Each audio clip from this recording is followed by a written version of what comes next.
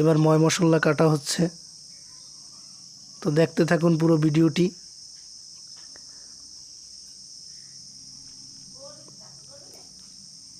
কাটাকাটি প্রায় শেষের দিকে।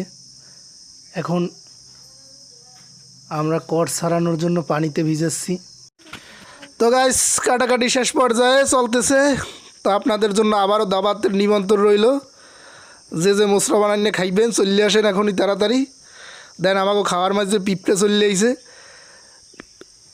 এখন মাখামাখি চলবে। প্রথমে মরিচ, তারপরে লবণ, তেঁতুল, লবণ দেওয়া হইতেছে, তারপরে লবণ আর মরিচ এখন ভালো মতো কষানো হইবে।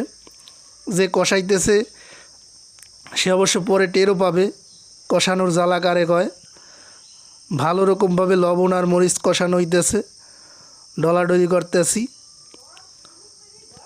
তো মরিচ